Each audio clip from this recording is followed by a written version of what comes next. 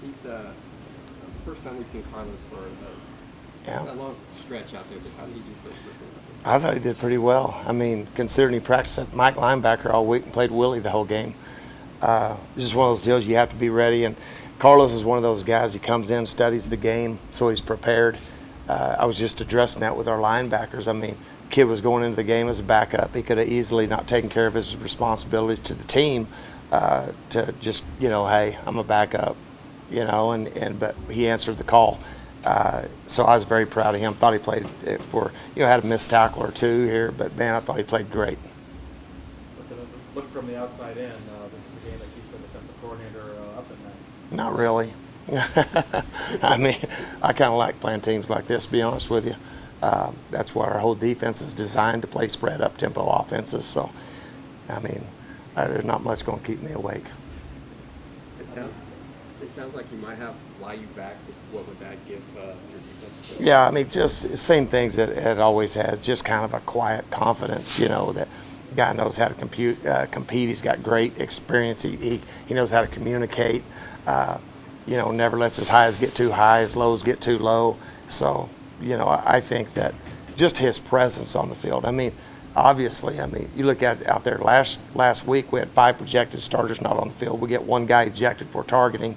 We have another starter go down on the first series, so we had 7 guys not on the field, for most of the game. So guys were able to get valuable experience, and I thought that was key. Do you expect any of those guys back besides Lion? I hope so. What's the hardest part of being pressure on a guy who missed the ball on such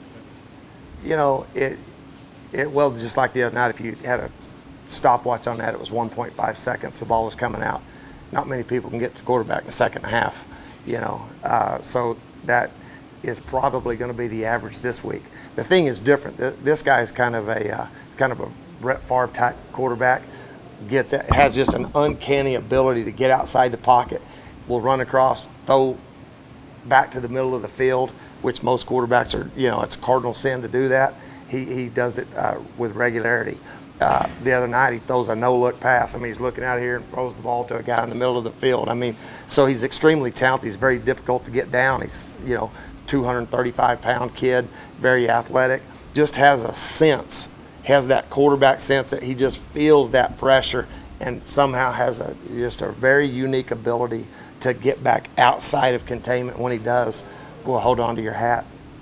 And he threw to 17 different receivers last week. So how do you prepare for that along with their variety of route runners? He kind of plays football like Magic Johnson played point guard. He's big. He'll run up in there, and all of a sudden you got guys converging on him, and hit whoever you left in coverage, boom, he'll just dump it right over your head.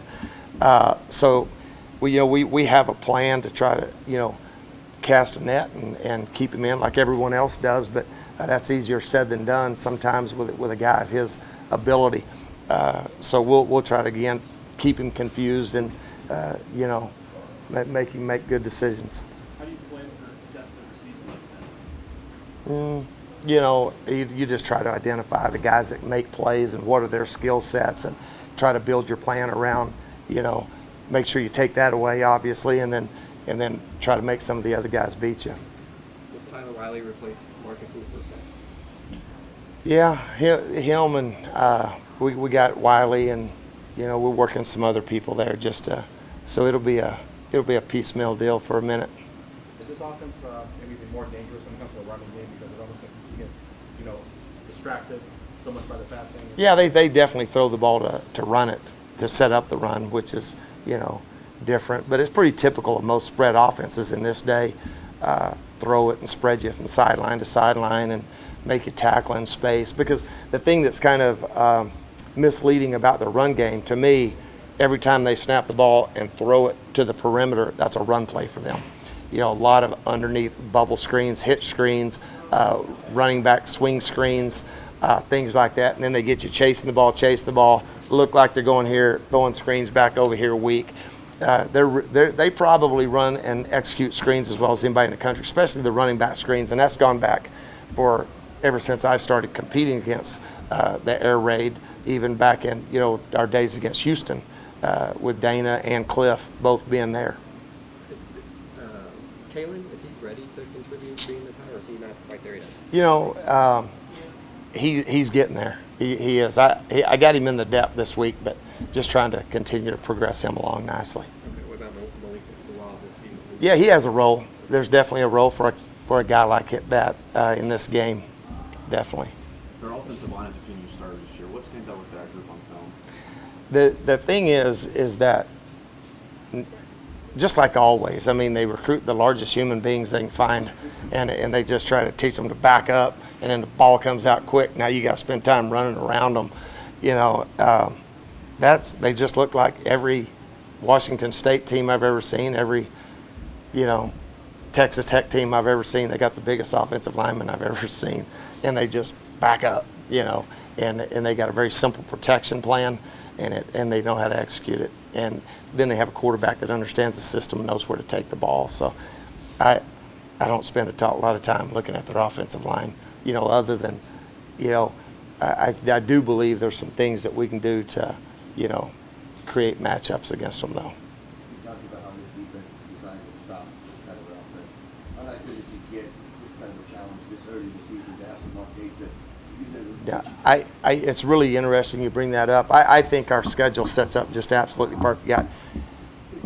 The way we look at it, I mean, you got air raid teams, you got pro style teams, and you got 11 personnel spread teams, which is a little bit different.